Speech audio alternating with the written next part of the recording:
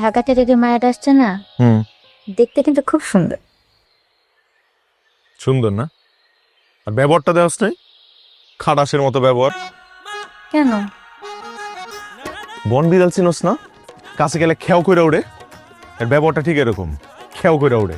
কি কও না কও, মায়াটা কিন্তু খুব মিষ্টি।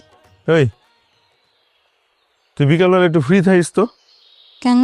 তোর এলে চোখের ডাক্তারের কাছে যাবো, তো চোখ নষ্ট হয়ে গেছে, তুই মানুষ চিনস না।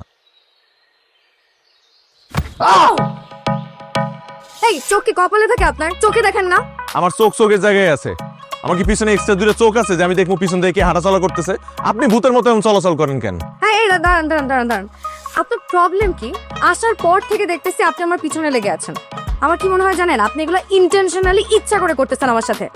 রাইট, আমি ওগুলো ইচ্ছা করেই করি। কি নিম্নচ্ছ!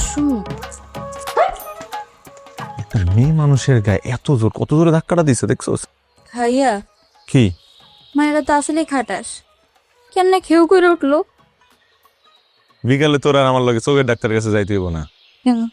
তুই মানুষ চিনা ফেলাইছস, খেয়াও করে উঠছে না? হ্যাঁ।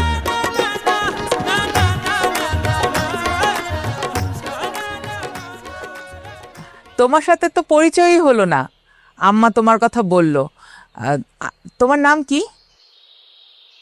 সারা। সারা, আসো আমরা আলাপ করি। তুমি থাকো কই? জি আমি ঢাকা থাকি। ঢাকা? আমি কোনোদিন যাই নাই। জি আমিও কোনোদিন গ্রামে আসিনি।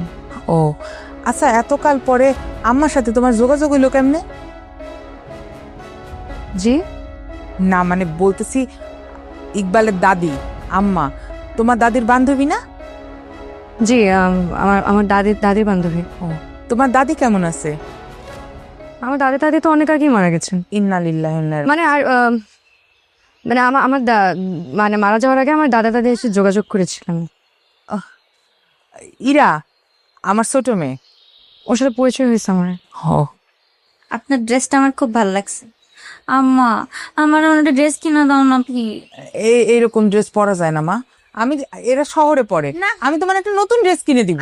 এরকমই ড্রেস লাগবে আমার, একদম এরকম। না মা, আসলে কি গ্রামে এরকম ড্রেস পরে না। আম্মা, হুম, এয়ারপোর্টে নাকি খাটাইস? ভাই এগুলো আবার কি ধরনের কথা? ভাইয়া, আমি কই নাই তো, ভাইয়া বলছে। তোর ভাইয়ের আমি দেখতেছি।